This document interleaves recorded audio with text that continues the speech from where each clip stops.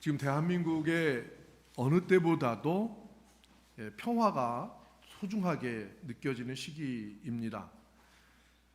과거에는 우리가 늘 전쟁에 대한 대비를 하기 위해서 또 전쟁에 대한 생각들을 하고 살았는데, 이제 어느덧 이제 우리나라는 어느 정도 이제 전쟁을 좀 전쟁이라고 하는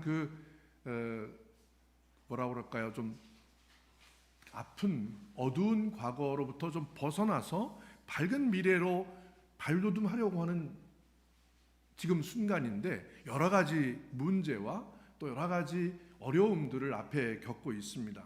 국제 정세도 마찬가지고 우리의 삶도 마찬가지고 또 국내 정세도 마찬가지입니다. 근데 오늘날 이렇게 세상에서 평화가 더욱더 요구되는 시대에 오늘 예수님께서 나는 너희에게 평화를 주고 간다, 이렇게 말씀하셨습니다. 지금 우리에게 필요한 평화는 바로 예수님이 말씀하신 평화가 아닌가, 이렇게 생각합니다. 예수님께서 말씀하신 평화는 우리의 모든 사람들이 일반적으로 누리는 평화가 있습니다. 근데 그런 평화뿐만 아니라 예수님께서는 미래에 이룩할 평화, 그것이 바로 우리 안에 그 씨앗이 있다라고 하는 그런 것을 예수님께서 말씀하셨고, 그리고 그 씨앗을 너희에게 남겨주고 가니 나머지는 너희가 이룩해라 라고 하는 그런 말씀의 의미로 오늘 나는 너희에게 평화를 주고 간다, 이렇게 말씀하셨습니다. 왜냐하면 우리 공동번역 성경에는 난 너희에게 평화를 주고 간다 이렇게 되어 있지만, 영어 성경이나 또 원어 성경은 나는 너희에게 평화를 남겨주고 간다, 이렇게 되어 있습니다. 평화를 우리에게 남겨주고 가신 것입니다. 예수님께서 만드시려고 하는 평화가 있었고, 그 예수님께서 만드시려고 하는 평화는 굉장히 근본적이고 굉장히 우주적인 그런 전체적인 평화입니다. 평화라고 하는 말은 물론 우리 안에 굉장히 풍부하고 굉장히 중요한 뜻이 있습니다. 우리는 평화라고 하는 말을 이제 쓰는데, 사실 한국말의 평화라고 하는 말은 이제 한자예요. 한자어라서 이 평화라고 하는 말은 사실은 근대에 와서나 이렇게 나온 말입니다. 근데 이제 원래 이 평화라고 하는 말의 어원, 지금 예수님께서 말씀하신 이 평화라고 하는 말은 본래 인사말이었습니다. 샬롬 하는 인사말이었죠. 왜 히브리 말로 샬롬이라고 하는 인사말은 모든 것을 뜻했습니다. 모든 것들이 다 넉넉하게 갖춰져 있고 완벽하고, 그리고 무엇보다도 하느님과 나 사이에 늘 언제나 하느님께서 좋은 복을 내려주시는 그런 평화입니다. 그러니까 내가 아무런 욕망도 필요 없고, 그냥 내가 있는 이 자체가 너무나 좋고 그것이 완벽해서 하느님이 늘 나를 돌보아 주시는 그런 복이 충만해서 더 이상 바랄 것이 없는 상태, 이것을 샬롬이라고 그랬습니다. 그래서 그 사람들은 샬롬 이렇게 인사를 하죠. 그래서 구약 성경에서 이 샬롬이라고 하는 말이 나옵니다. 이제 구약 성경의 샬롬이라고 하는 말은 이런 인사하는 이야기이기도 하지만, 그런 사람들이 왜 인사말을 그게 샬롬이라고 하는 말을 하면서 그 샬롬에는 굉장히 여러 가지 뜻을 담고 있었는데, 제일 중요한 것은 샬롬이라고 하는 것이 인사를 할 때 상대방에게 평화를 빕니다 하는 말로 샬롬을 얘기하죠. 그 말은 내가 당신을 공격하지 않겠습니다 라는 뜻이기도 합니다. 왜냐하면 예수님이 살고 계시던 이스라엘 중동 그 지방은 국가가 형성되는 것 이전에 굉장히 조그만 부족들이 아주 그 사막에 흩어져서 살면서 그 부족과 부족 간에 전쟁이 늘 끊임이 없었겠죠. 근데 그 전쟁이라는 게 뭐 엄청난 전쟁이 아니라 결국 내 땅을 차지했느냐, 와서 왜 니들 양이 우리 풀을 먹느냐, 우리 물을 먹이느냐, 뭐 이런 문제죠. 그러나 그것이 늘 투닥투닥거리고 싸우니까 더 이상 우리가 싸우지 맙시다 라고 하는 의미의 말로 샬롬이라고 하는 인사말이 나왔다고 합니다. 구약 성경에도 그런 종족 집단 간에 서로 그런 것들을 했기 때문에 하느님이 그런 샬롬의 말씀을 이용해서 내가 너희와 계약을 맺는다, 이런 말씀이 많이 나와요. 아브라함을 두고 내가 너와 계약을 맺는다. 노아를 두고 내가 너와 계약을 맺겠다. 이제 다시는 물로 이 세상을 심판하지 않으리라. 이런 약속을 하시잖아요. 그 하느님의 약속은 인간이 원래 하느님께서 만들어 놓으신 그 창조한 질서대로 살면 평화로운데, 인간이 그 창조의 질서를 거스르고 그것을 깨트리고 서로 죄악을 저지르기 시작했죠. 먼저 하느님에게 불순종하고 그 다음에 하느님의 불순종해서 에덴 동산에서 추방되어서 다시 겪은 세상에서 제일 먼저 저지르는 게 바로 살인이잖아요. 자기 동생을 죽이는 카인이 나오죠. 이렇게 창세기는 우리 인간들이 어떻게 평화를 깨고 살아가는 존재인지를 고발하고 있습니다. 그래서 우리는 원래 하느님께서 본래의 창조하신 그 모습대로만 살면 되는데 그 모습을 잃어버리고 거기에 거스르고 살면서 평화를 잃어버렸다 하는 것입니다. 그래서 하느님이 벌을 주시거나 또 하느님이 복을 주시려고 할 때마다 꼭 해주시는 말씀이, 벌을 주시고 난 다음에 노아에게는 이제 다시는 너에게 벌을 주지 않고 너와 내가 다시 평화의 계약을 맺는다. 이때 이 계약이 평화의 계약이었습니다. 이 구약 성경에서는 평화라고 하는 말을 먼저 하느님과 나와의 사이에 맺어진 약속이라고 하는 차원에서 생각을 합니다.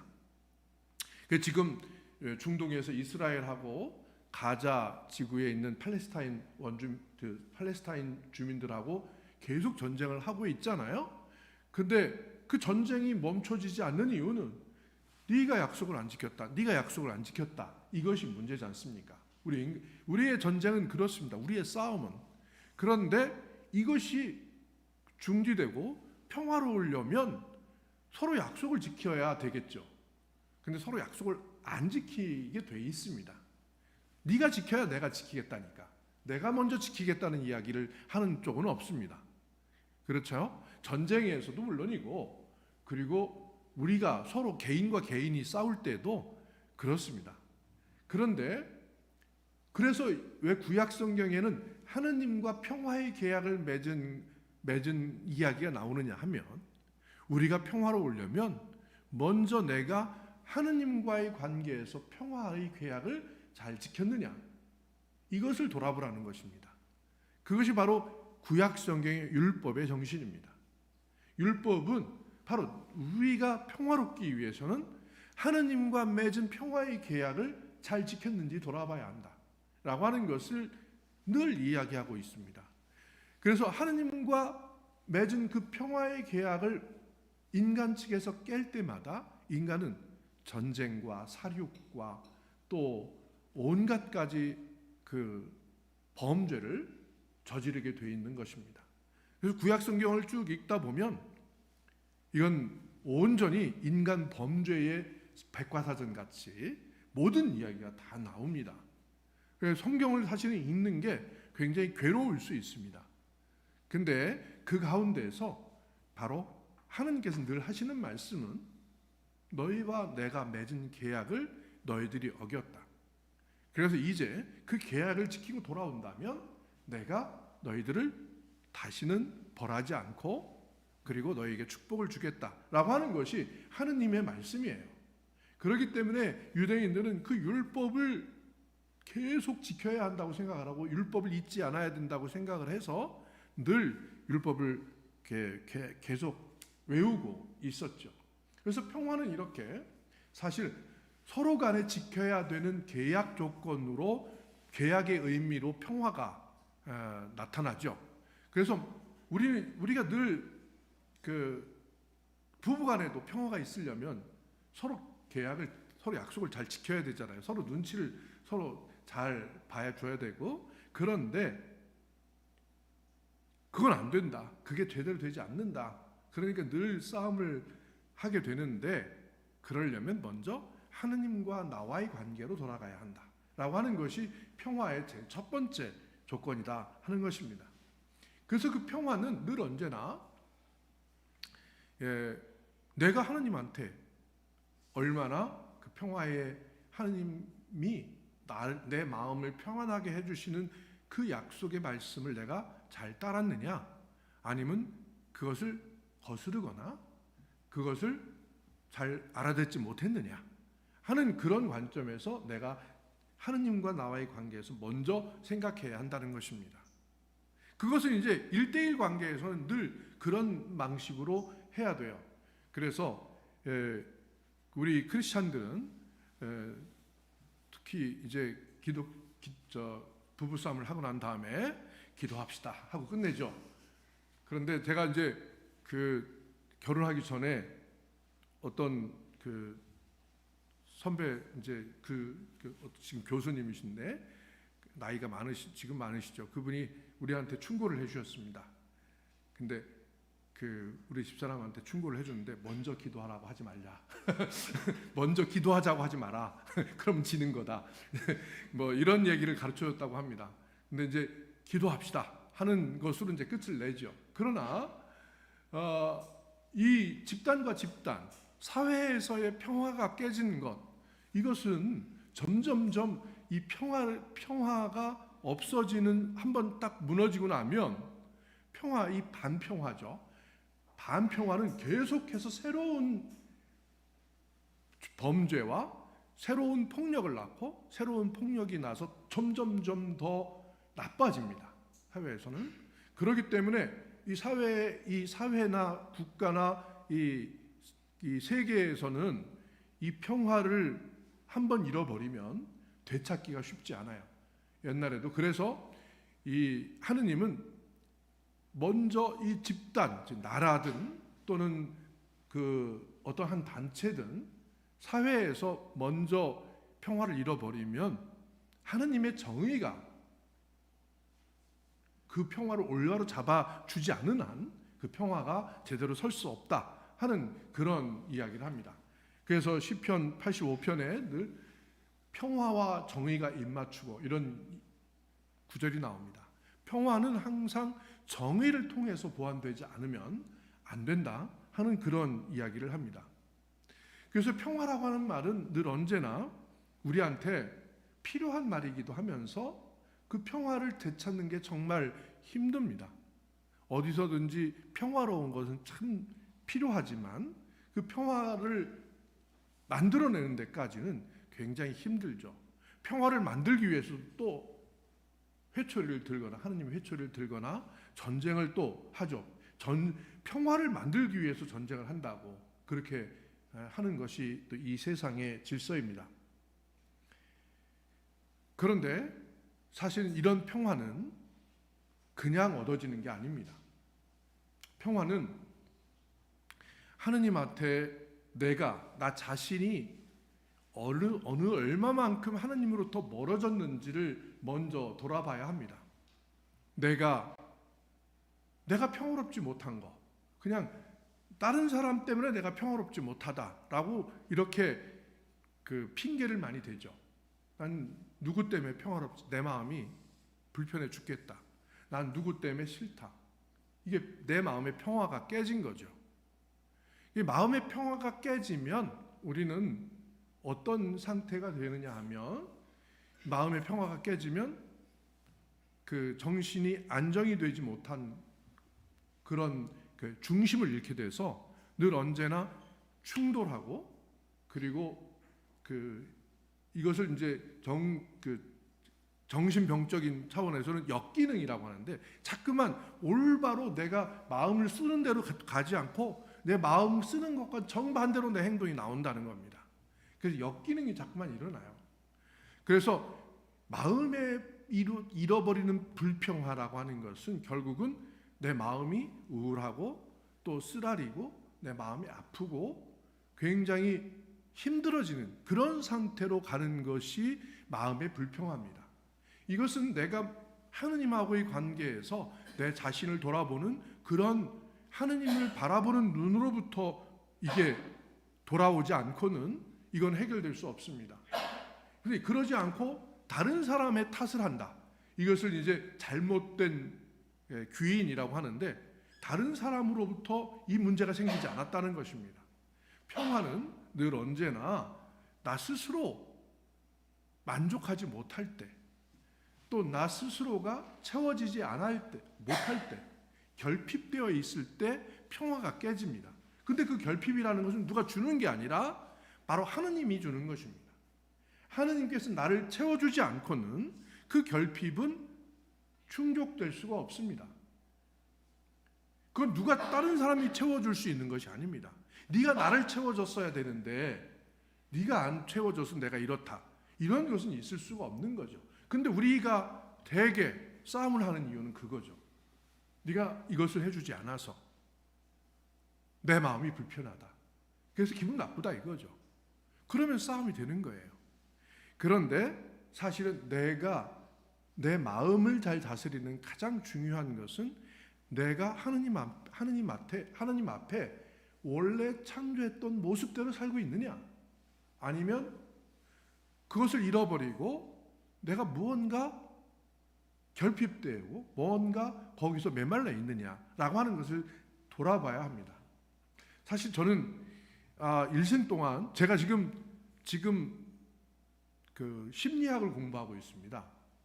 이제 이게 은퇴 가까이 돼가지고 그 심리학 대학원을 다녀서 올해 이제 마쳐야 하는데, 심리학을 되게 일찍 공부를 했었어야 되는데 늦게 공부하면서 느낀 점은, 내가 기도를 하면서 내가 내 속에 있는 부족함이 무엇인가, 문제가 무엇인가, 이런 것들을 자꾸만 그 기도를 하면서 보려고 했는데 무언지는 알겠습니다.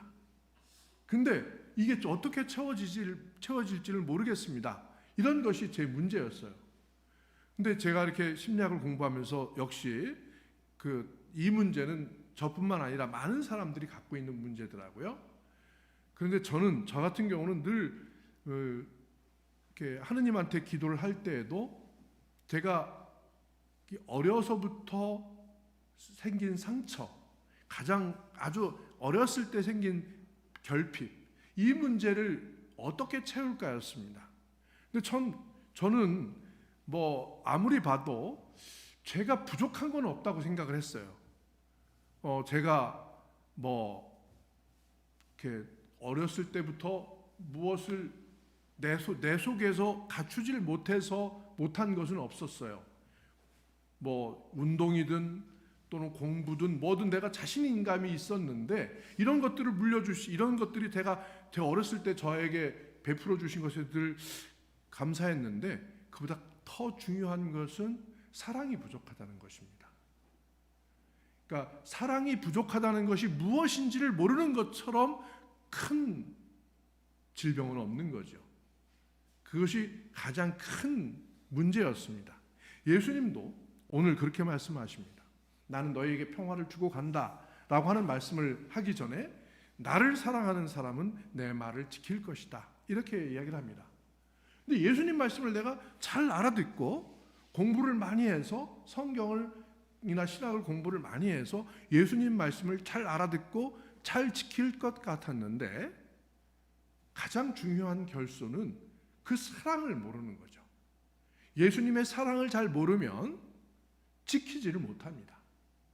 그걸 지키기 위한 힘은 바로 내 안에서 나오기 때문에 그렇습니다. 그리고 사랑하는 사람은 내 말을 잘 지킬 것이다. 그러면 나의 아버지께서도 그를 사랑하겠고 아버지와 나는 그를 찾아가 그와 함께 살 것이다, 이렇게 말씀하십니다.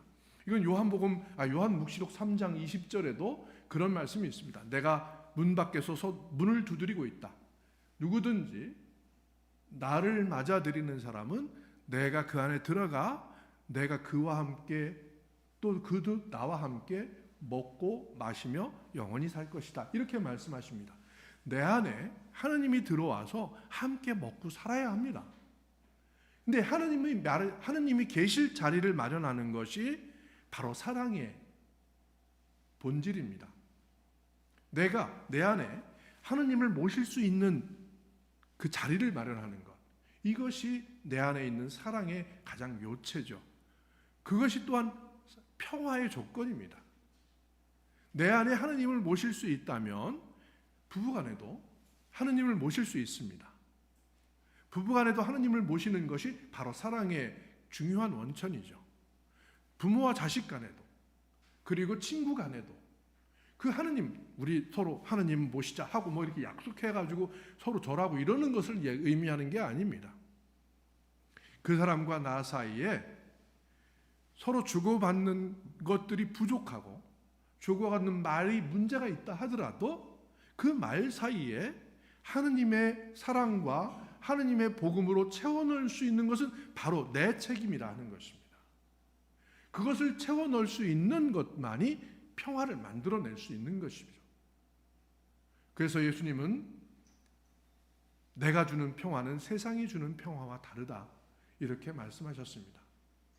이제 내가 다른 사람에게 상처받았다 라고 하는 것에서 이제 멈추시고 내 안에 하느님의 사랑을 어떻게 간직할 것인가, 내가 하느님의 자리를 어떻게 만들어낼 것인가, 이것을 통해서 하느님의 사랑을 회복할 수 있기를 바랍니다. 하느님의 사랑을 통해서 바로 내 자신이 행복해지고 그 행복이 다른 사람에게 넘어갈 수 있을 때까지 넘치고 넘치는 그런 사랑과 평화를 누릴 수 있기를 바랍니다.